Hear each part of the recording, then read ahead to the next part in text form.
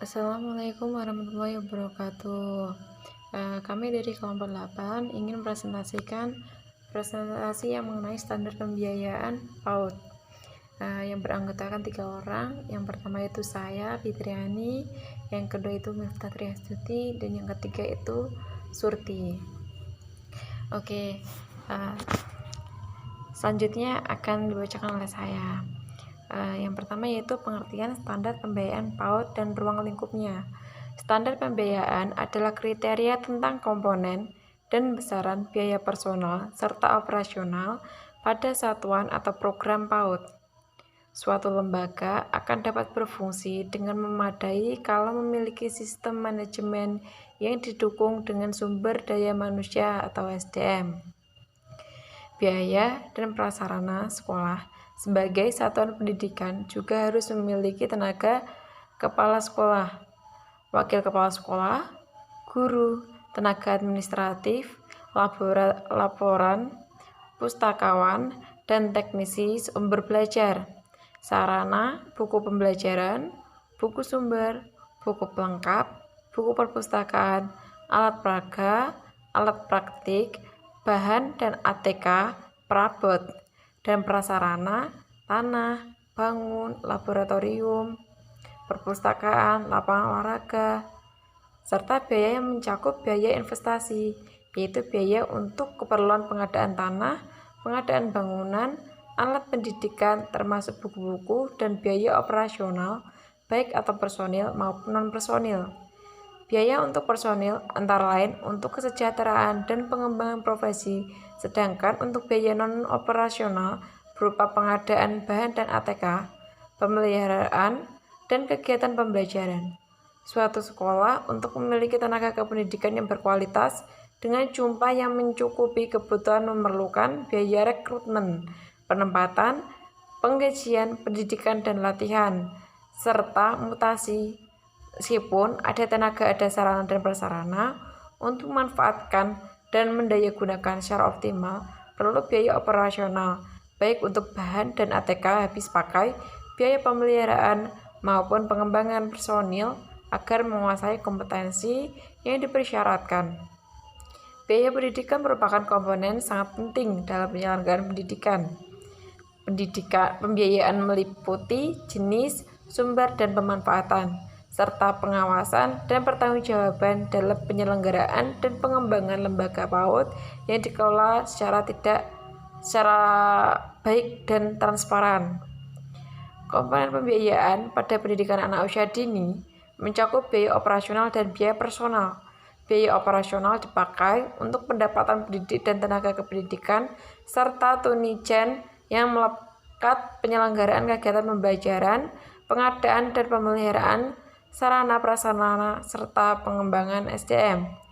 Selanjutnya, biaya personal pada pendidikan anak usia dini mencakup biaya pendidikan yang dikeluarkan untuk anak dalam mengikuti proses pembelajaran. Biaya operasional dan personal sanggup berasal dari pemerintah pusat, pemerintah daerah, yayasan, partisipasi masyarakat, dan atau pihak lain yang tidak mengikat. Kemudian, pengawasan dan pertanggungjawaban keuangan forum PAUD diadaptasi dengan peraturan perundang-undangan. Demikian standar PAUD pembiayaan pada pendidikan anak usia dini menurut Mendikbud nomor 137 tahun 2014, Wacana Standar Nasional PAUD.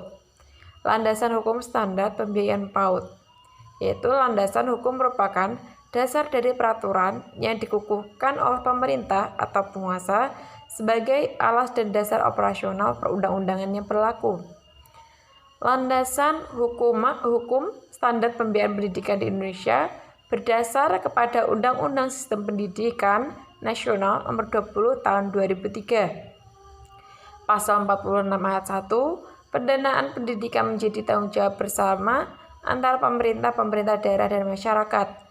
Pasal 46 ayat 2, pemerintah dan pemerintah daerah bertanggung jawabkan menyediakan anggaran pendidikan sebagai diatur dalam pasal 31 ayat 4 Undang-Undang Dasar Negara Rakyat Indonesia tahun 1945. Pasal 46 ayat 3, ketentuan mengenai tanggung jawab pendanaan pendidikan sebagaimana dimaksud dalam ayat 1 dan ayat 2 diatur lebih lanjut dengan peraturan pemerintah. Pasal 47 ayat 1, sumber pendanaan pendidikan ditentukan berdasarkan prinsip keadilan, kecukupan, dan berkelanjutan. Pasal 47 ayat 2, pemerintah daerah dan masyarakat mengerahkan sumber daya yang ada sesuai dengan peraturan perundang-undangan yang berlaku. Pasal 47 ayat 3, ketentuan mengenai sumber pendanaan pendidikan sebagaimana dimaksud dalam ayat 1 dan ayat 2 diatur lebih lanjut dengan peraturan pemerintah. Pasal 48 ayat 1, pengelolaan dana pendidikan berdasar pada prinsip keadilan, efisiensi, transparansi, dan akuntabilitas publik. Pasal 48 ayat 2, ketentuan mengenai pengelolaan dana pendidikan sebagaimana dimaksud dalam ayat 1 diatur lebih lanjut dengan peraturan pemerintah. Peraturan Pemerintah Nomor 19 Tahun 2005 tentang Standar Nasional Pendidikan (SNP) yang merupakan kriteria minimal tentang sistem pendidikan di seluruh wilayah hukum Negara Kesatuan Republik Indonesia. SNP ini lahir dalam rangka meningkatkan kualitas pendidikan. Ada 8 standar nasional pendidikan, yakni yang pertama yaitu standar kompetensi lulusan SKL, standar isi, standar proses, standar pendidikan dan kependidikan, standar sarana dan prasarana, standar pengelolaan, dan standar pembiayaan, serta standar penilaian pendidikan. Standar pembiayaan merupakan salah satu dari 8 standar nasional pendidikan yang memiliki peran sangat penting dalam mencapai tujuan pendidikan nasional yang berkualitas di samping standar lainnya. Sumber-sumber pembiayaan untuk pendidikan anak usia dini. Pembiayaan dalam pendidikan berdasarkan Undang-Undang Sisdiknas Nomor 20 Tahun 2003, Pasal 46 ayat 1 tentang sumber pendanaan pendidikan, yakni yang pertama yaitu pemerintah pusat yang bersumber pada APBN minimal 20% yang dialokasikan sebagai dana pendidikan selain gaji pendidik dan biaya pendidikan kedinasan.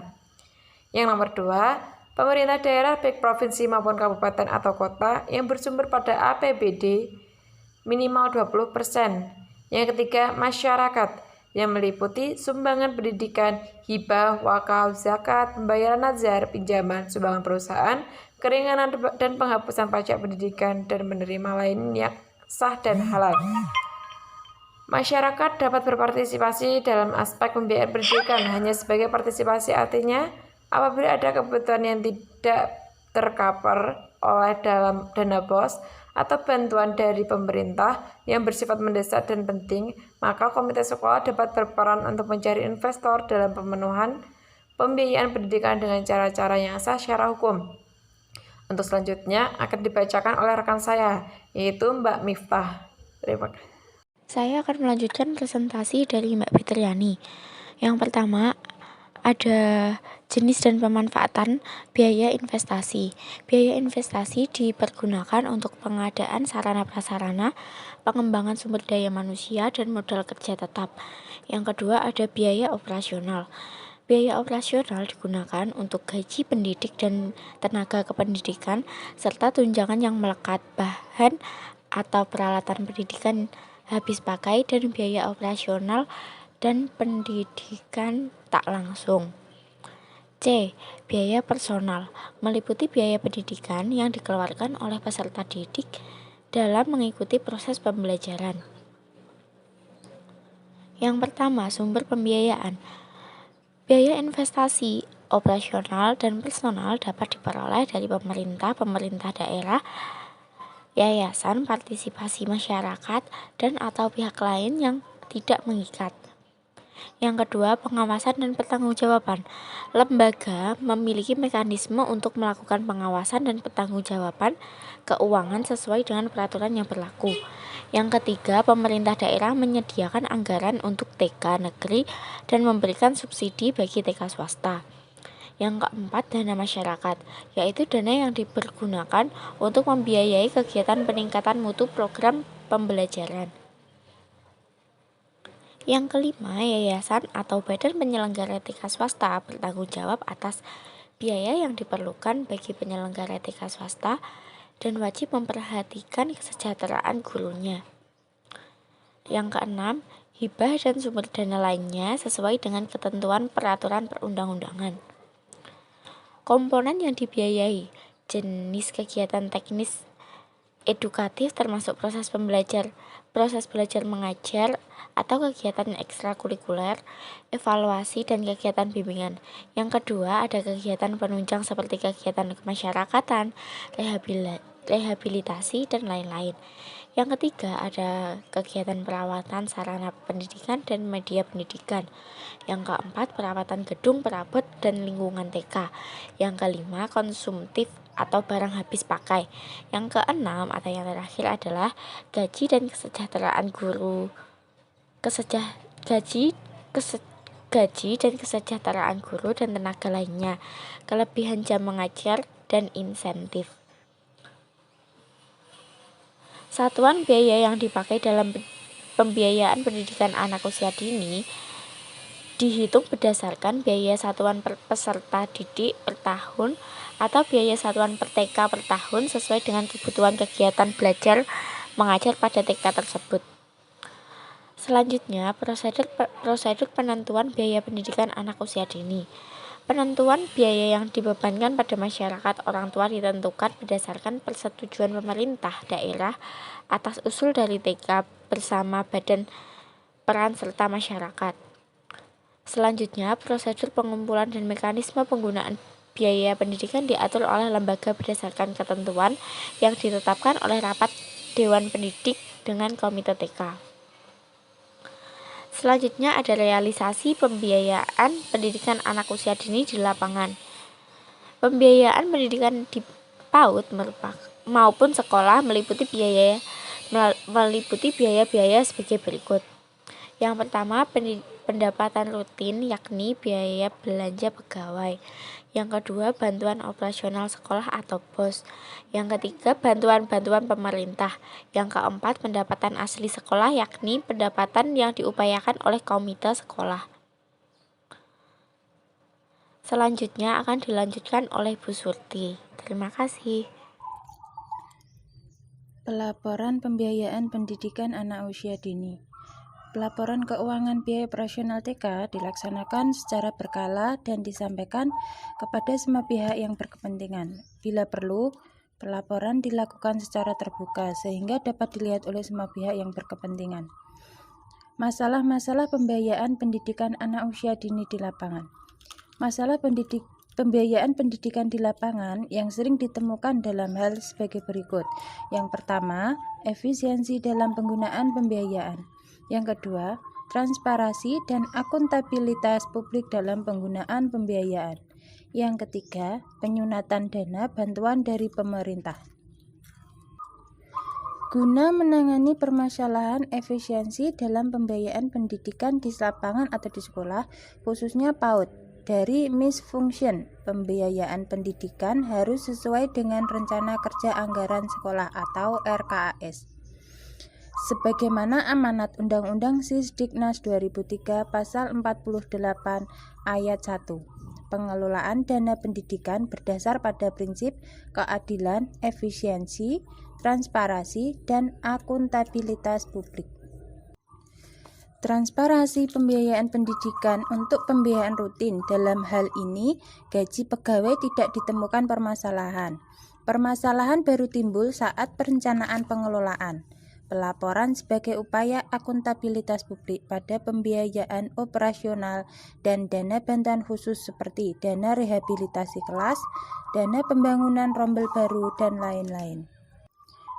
Kesimpulannya, pembiayaan pendidikan PAUD merupakan tanggung jawab pemerintah pusat dan daerah serta dukungan dari masyarakat yang pengelolaannya ditentukan berdasarkan prinsip keadilan, efisien, transparan, dan akuntabel. Keempat prinsip tersebut masih perlu dibenahi karena masih terdapat prinsip yang belum terlaksana dengan baik, terutama dalam prinsip transparansi pembiayaan pendidikan di lapangan. Pengawasan dari pihak terkait tidak begitu ketat, bahkan terasa longgar. Hal tersebut terbukti proses audit keuangan yang hanya mencocokkan RKAS buku kas umum dengan bukti-bukti baik nota, kwitansi dengan anggaran perubahannya. Jika semua cocok dianggap tidak ada permasalahan, tanpa melihat keautentikan dan kualitas bukti-bukti pembiayaan tersebut.